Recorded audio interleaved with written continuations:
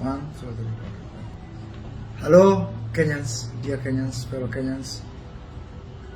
Honorable Moses Kuria here to wish all of you a very happy New Year 2022. Happy to be alive and to be here talking to you now. I've had my fair share of troubles with my health in the year that is just coming to a close. But I'm proud and I'm happy that I'm here today to tell Kenya that my health is improving.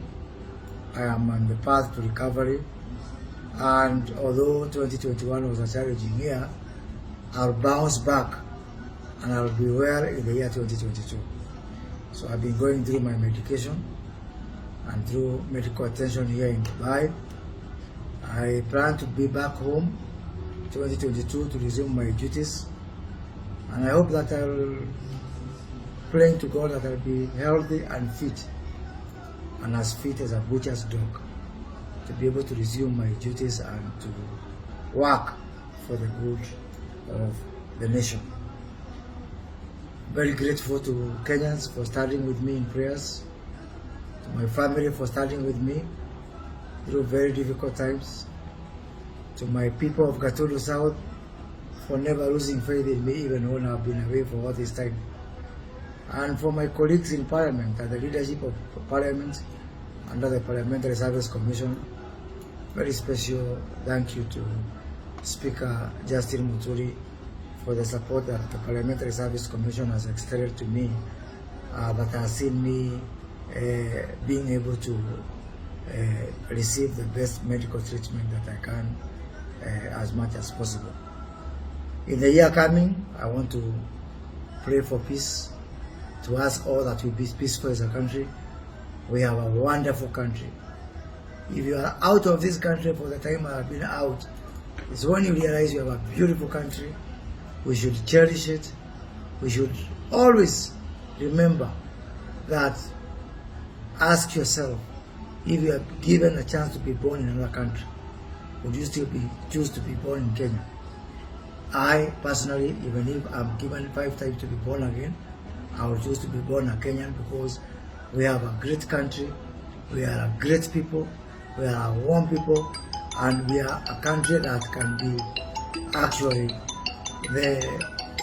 many people would pray that they be born or they belong to a country known as Kenya. As we move to this coming year, 2022, we are going to have general elections, and it's never easy time. Personally, I have been involved in all presidential elections within the multi-party era since 1992.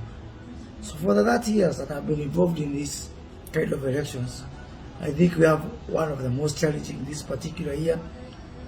There is a possibility that it will be divided, but we can choose as Kenyans to make this to be the most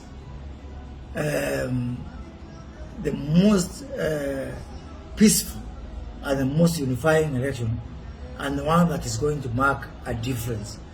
We don't need any laws, we don't need any statutes, we don't need to be forced by anyone to be peaceful, to behave well, and most important, to accept the results, so that winners are going to be congratulated by losers, and together, whether you won or you lost, we fought together as a country. And to all the people who are looking for elective seats, presidential elections especially, I want to tell them, Kenyans love you a lot. Kenyans love you, Raila Odinga. Kenyans love you, William Ruto. Kenyans love you, Musalia Mudavadi. Kenyans love you, Justin Muturi, Kalonzo Musyoka, Gideon Moi.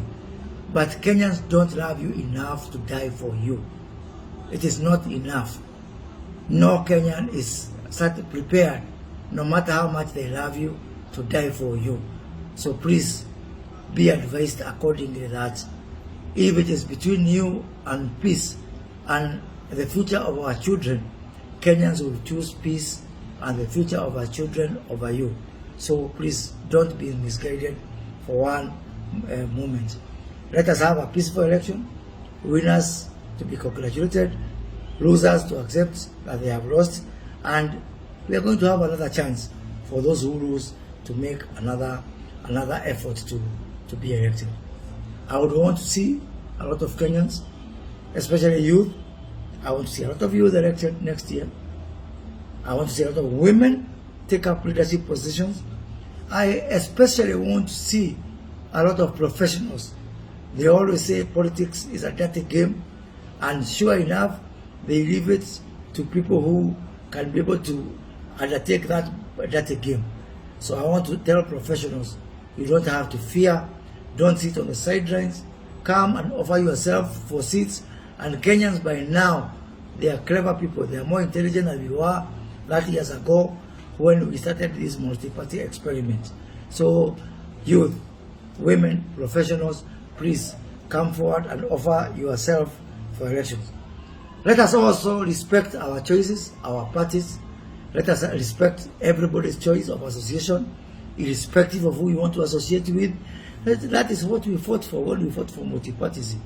To have a multi-party culture, we need to fight all this way, go to the streets, shed the blood of our compatriots so that we can have a one-party state.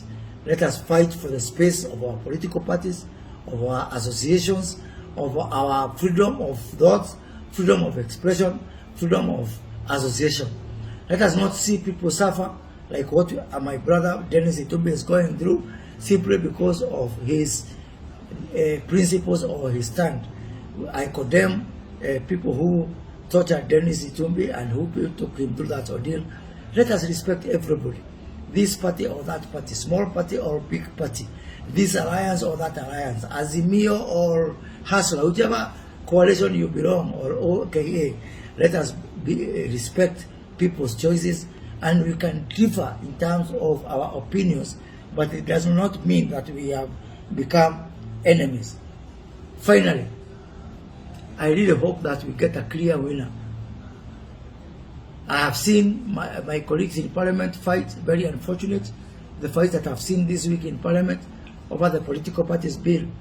But I wish that bill could go a step further, and I want to ask both sides to consider that we also put some amendment.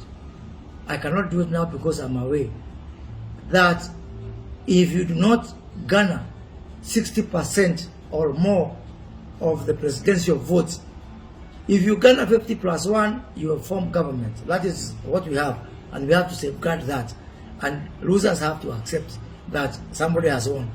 But because of where we are, fragile as a country, I would want to see a change in the law, such that if you do not garner 60% or more, you have to form a government of national unity for a period of 5 years. Because if we don't do this, I fear for our beloved country, Kenya.